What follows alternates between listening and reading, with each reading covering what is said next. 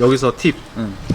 요즘 이제 이거 말하고 싶었는데요. 그 차를 정상적으로 안 고치고 차는 굴러가니까 고장 코드만 죽여가지고 계기판에 표출 안 되고 진단기에 표출 안 되게끔 해가지고 요즘 차량들이 많이 돌아다녀요. 그러다 보니까 이제 점점 우리 이제 정비사들은 힘들어지고, 그리고 이제 다음 피해자들은 계속 양성이 될 거고, 그래서 앞으로 이런 직업이 생길 것 같아요. 800, 1000 밑에서는 정상적으로 데이터를 받아오다가 1000 이상에는 갑자기 2800, 3000으로 빡 뛰어버립니다.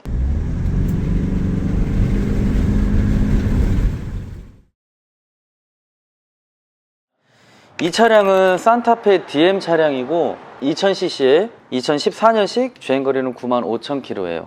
근데 이 차는 전혀 지금 어떠한 내용을 모르는 상태로 중고차를 사신 겁니다. 그래서 중고차를 사고 나서 한동안 이상이 없다가 출력 제한이 걸리는 것 같아서 입고를 해서 진단을 시작했다고 해요. 근데 고장 코드는 들어오는 게 없었어요. 그리고 차가 한 번씩 안 나가기 시작하니까 하나하나 작업을 하기 시작합니다. 보시면 스로틀 플랩도 교환이 돼 있고, 흡기 매니폴드도 새 걸로 교환이 돼 있고, EGR 밸브도 새 걸로 교환이 돼 있고, 터보도 새 걸로 교환이 돼 있고, 인젝터는 재생으로 다 교환을 하셨다고 해요. 일단 뭐 차 안 나가는 증상은 해결이 됐다고 합니다. 그런데 DPF 쪽 뒤로 그을음이 껌댕이가 좀 심하게 나오는 것 같다고 차주분이 얘기를 하셨고, 이게 이렇게 범퍼까지 붙는 상황이에요. 이 검댕이들 범퍼까지 붙는 상황입니다. 그리고 흡연이 굉장히 심해요. 네, 일단은 그래서 이 차는 진단을 했을 때 DPF가 나간 것까지는 확인이 됐어요. DPF 후단 부분을 열어서 DPF가 나간 건 확인을 했는데, 그럼 이 차량이 과연 DPF만 교환을 하고 나서 끝날 것인가, 다음에 또 문제가 없을 것인가 확인하기 위해서 오늘 들어왔을 때 작업 전에 DPF 교환 작업을 원래는 의뢰를 하셔서 다 구비가 돼 있어요. 근데 교환을 하기 전에 정상적인 데이터가 나오고 있는지 확인을 해보려고 우리 직원분 중기에게 우리 중기한테 시운전 나가서 정상적인 데이터가 나오는지 한번 확인해 주겠니 했더니, 이 차량 정상적이라고 한다면 실린더당 공기량 값이 최대 맥시멈 1200에서 1400 정도 나와야 됩니다. 근데 이 차량은 제가 자료화면을 넣어 드리겠지만 2800, 3000을, 그러니까 1000 밑에서는 정상적으로 데이터를 받아오다가 1000 이상에는 갑자기 2800, 3000으로 빡 뛰어버립니다. 그러면 당연히 문제가 생길 수밖에 없겠죠. 그래서 실시간 튜닝 감지를 들어가서 확인을 해봤더니 토크 제한 최대 설정값 600, 차속 최대 설정값 320, 근데 실시간 튜닝 감지는 또 NO. 어쨌든 우리나라 도로 조건상 320 말이 안 되잖아요, 그죠? 이 차량들 맥값이 210km 정도 설정돼 있다고 하는데 그걸 이미 넘어선 겁니다. 그래서 요거는 제가 그 청주 쪽에 ECU 쪽 수리하시는 분 아시는 분이 있어요. 전화를 했더니 오랜만에 얼굴도 볼 겸 놀러 오신다고 그러셔서 이따가 ECU 쪽은 수리하는 과정이나 그 업체에 대한 견해나 그런 것들을 한번 같이 들어볼 예정입니다. 우선 이 DPF는 오늘 교환을 할 거예요. 이게 뭐야? 이거는 이게 뭐야? 아이고, 어째 이렇게 해놨을까?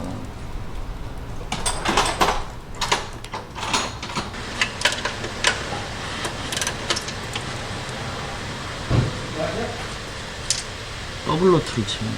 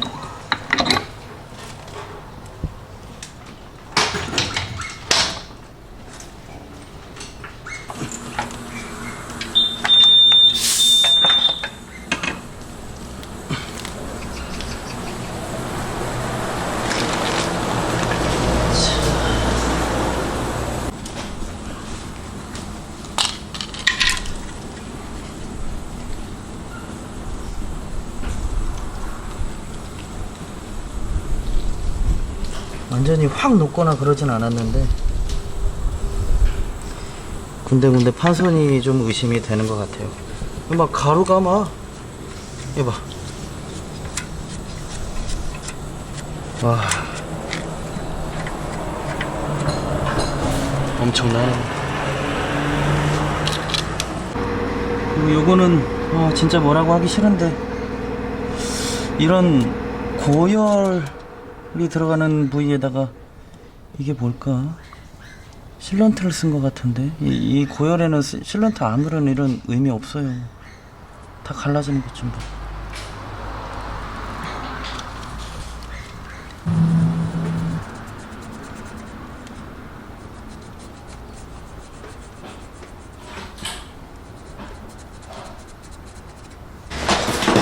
그리고 이런 스터드 볼트 같은 거 빼낼 수 있는 이런 특수 공구가 또 따로 있습니다. 안 빠지는 것들은 이렇게 빼주면 돼요.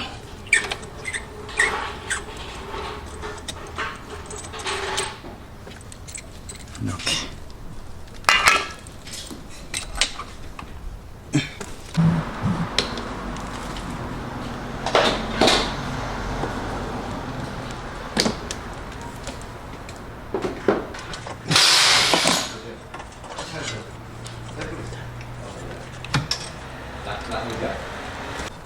어디에요? 터보요? 거기로. 손 떼봐봐. 나 일단 처음에는 엄청 나오거든.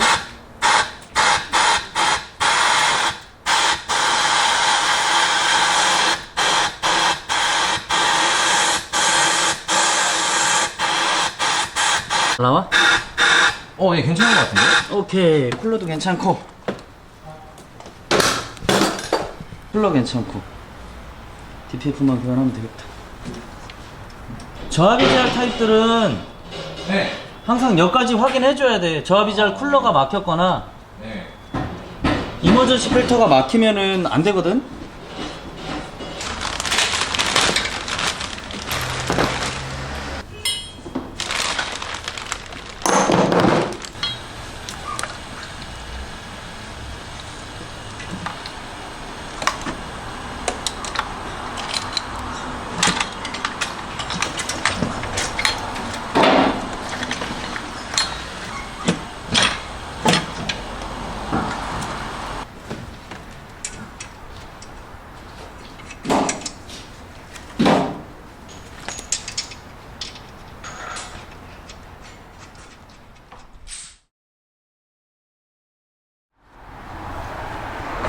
자, 이제 이 맵을 원상복구하기 위해서 청주에서 기꺼이 이렇게 여기까지 와주셨습니다. 청주에 있는 아우토모빌 대표님이십니다.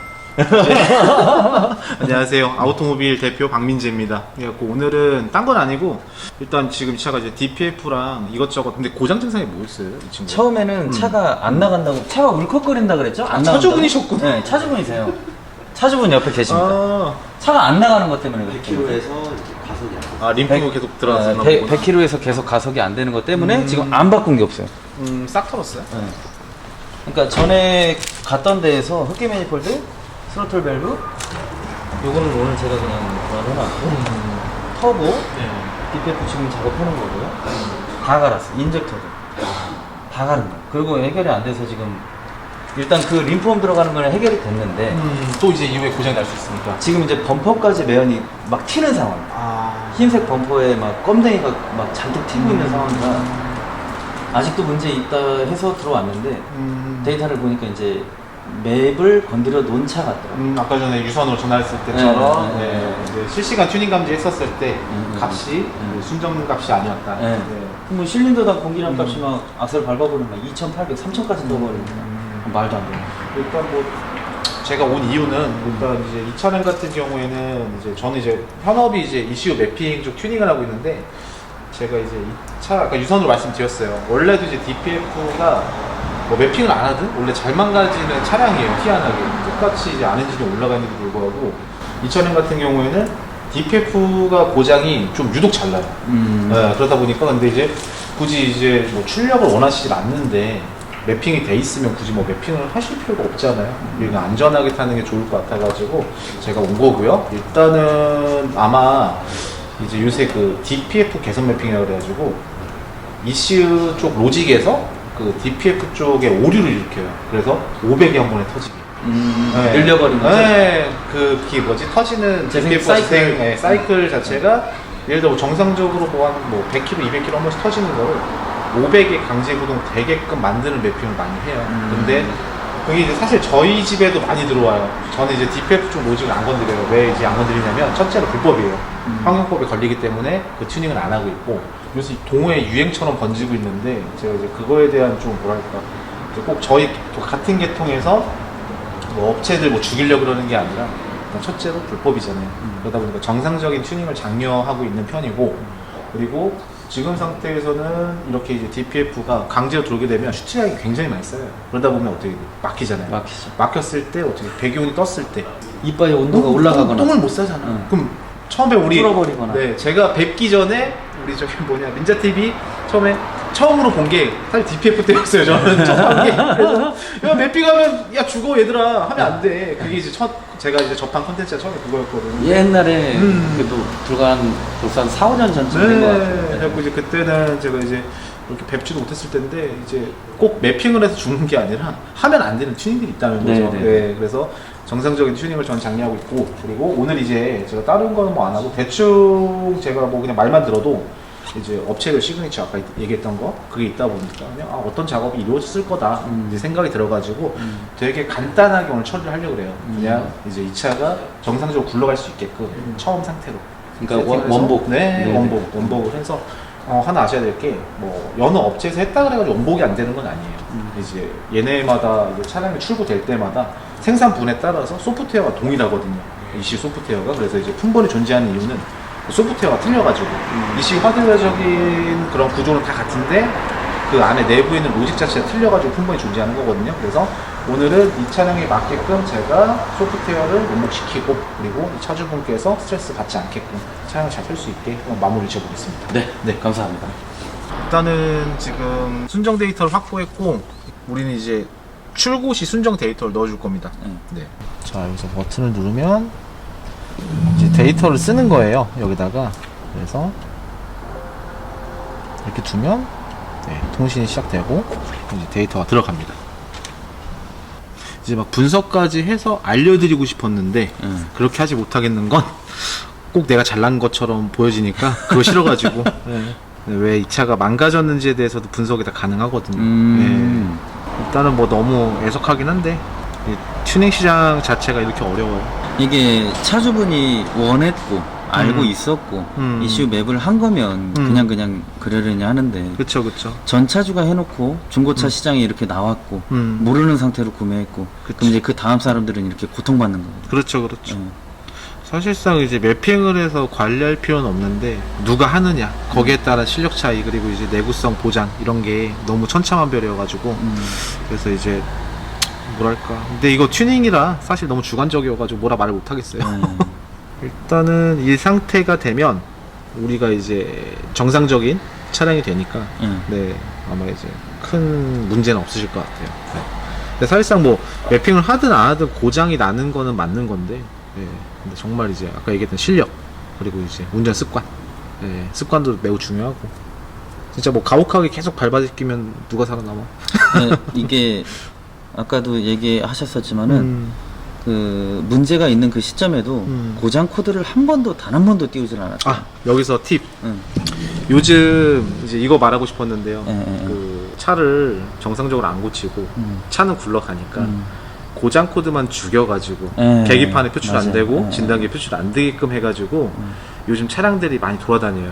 그러다 보니까 이제 점점 우리 이제 정비사들은 힘들어지고 그리고 이제 다음 피해자들은 계속 양성이 될 거고 그래서 앞으로 이런 직업이 생길 것 같아요. 이제 검수, 감별사 같은 거 우리 병아리 감별사 마냥 튜닝 돼 있나 안 돼 있나 보는 거야. 보고서 이제 튜닝 돼 있는데도 불구하고 그러니까 이런 게 많았었어요. 예전도 그렇고 지금도 그런데 차가 죽어도 엔진 체크 등이 안 돼요. 맞아요. 네, 그런 보셨어요? 봤죠. 네. 근데 그게 이제 저도 이 영상에서 같은 계통에 계시는 분들도 계시겠지만 정말 그런 거 안 했으면 좋겠어요. 네, 정말 나쁜 짓이에요. 저는 좀 이게 뭐 법에 저촉이 되는 것도 있지만 안 되는 게 있다 하더라도 이건 약간 범죄 같은 느낌. 네, 그래서 정말 서로 다 고통 안 받게 그런 튜닝을 안 했으면 좋겠다는 생각이 네, 많이 들어요. 그래서 이 영상 보시는 업체 대표님들도 내가 만약 하고 있었다면 한번 가슴에 손을 얹고 생각을 해보셨으면 좋겠어요. 나중 가면 정말 들통나면 너무 웃기잖아요. 차가 중고차를 샀는데 말도 안 돼. 근데 정말 한 달 안팎에 일어났어. 근데 우리가 제가 이제 타업체 원모터스에서 그런 차가 하나 있었어요. 근데 그 영상도 보면은 거기에 적나라하게 나와 있는데 제가 심지어 그 차 시운전하고 가다가 고속도로에 차가 섰어요. 서가지고 이제 보니까 다 이제 지우면은 내 파일 안에 뭘 지웠는지 픽코드가 다 보여요. 그래서 그걸로 다시 복구하고 나서 지금 이제 정상적으로 수리가 돼가지고 이제 굴러다니게 됐는데 그 과정에서 얼마나 힘들었겠어요. 그렇죠. 네. 서로 정비사도 힘들고 고객도 힘들고 다 힘든 거예요. 그러니까 거기 이제 AMG 모델이었는데 엔진 오버홀만 2번 했어요. 네, 그러다 보니까 아, 영상 본 것 같아요. 오버홀 2번 했다. 네, 차주분은 정말 막대한 피해를 많이 입으셨죠. 네, 다 됐어. 이제 이 상태에서 이제 다 돼서 이제 특별히 뭐 할 게 없어요. 네, 그냥 이제 고장 코드로 아까 전에 그 대표님이 보신 것처럼 진단기로 튜닝 쪽 다시 한번 확인해 보시면 좋을 것 같아요. 그거 속도 리미트가 정상적으로 돌아왔는지. 네. 그 다음에 이제 아까 문제 있었던 네. 공기량 값하고 네. 그런 거 확인해 보세요. 네, 그런 거 이제 보면 되고 제가 할 일은 여기서 끝났습니다. 네, 어쨌든 궁금하신 거 있으면은 여기 이제 민들레 TV나 아니면 이제 아우토모빌로 방문하셔가지고 이런 검수 시스템도 갖춰야 될 때가 온 것 같습니다. 알겠습니다. 네, 일단 저는 오늘 빠이빠이. 네. 감사합니다. 일단은 지금 순정으로 돌아왔는지 아까 그 실시간 감지 튜닝 정보에서는 뭐 오버 리미트 된 것들이 정보들이 나왔었잖아요. 네네. 그거 한번 확인해 볼게요. 아, 난 정비하는 것보다 저는 매핑 쪽이 더 신기한 것 같아. 돌아왔죠. 네네. 토크 제한이 400Nm, 예, 예. 그리고 차속 최대 값은 210km. 아까 320. 네, 320km에 아까 뭐 600이었잖아요. 예, 600. 네, 돌아왔습니다. 그 다음에 우리 아까 확인했을 때 공기량 값이 말도 안 됐던 거. 예. 아, 그리고 이제 혹시 몰라요. 그게 고장 코드가 아까 말씀해 주셨던 것처럼 감춰져 있을 수도 있어요. 예. 지금 없고. 그러니까 차가 아파도 아프다는 얘기를 안 하는 거죠. 그쵸. 고장 코드를 안 띄워주는 거죠. 고장 코드가 한 번도 안 떠서 예, 부품들을 예, 그렇죠. 예. 자, 이렇게 공기량을 봤을 때 이젤 정상 작동하고요. 가봅시다. 아까도 얘기했지만은 정상적인 공기량은 아까 그 가속 시점에 부하를 받는 시점에 그러니까 거의 최대 부하를 받을 때 약 1200에서 1400mg 정도 실린더당 나와줘야 되는데 아까는 1000mg 넘어가면은 막바로 2800, 3000 막 이렇게 올라갔던 사례예요. 예. 자, 부하를 줘볼게요. 1500, 1400 내려갔죠? 네, 이거예요. 그러니까 뭐 데이터상에서 공기량 값이 2800, 3000 막 이렇게 나와버리면 실질적인 연소실 최적보다 더 많은 양의 공기, 연료, 그건 맵하는 사람에 따라서 다 다르고 그게 과하게 들어오거나 그러면 당연히 매연이 나올 수밖에 없고 더군다나 그 DPF 쪽 데이터까지 건드렸다면 그 누구도 데이터 로직이 어떤지 그럼 시스템을 만든 맵퍼만 알 수 있는 거거든요. 그래서 그게 이제 2차 피해로 이렇게 만들어지게 되고 문제가 되는 거게 됩니다. 아주 좋네요. 1500을 넘기지 않아요. 네, 원래 못 넘어요. 대부분 산타페 이 엔진들은 1200, 1400 그 정도가 일반적인 값이에요. 자, 이렇게 돼서 작업은 끝났습니다. 감사합니다. 네, 제가 감사하죠.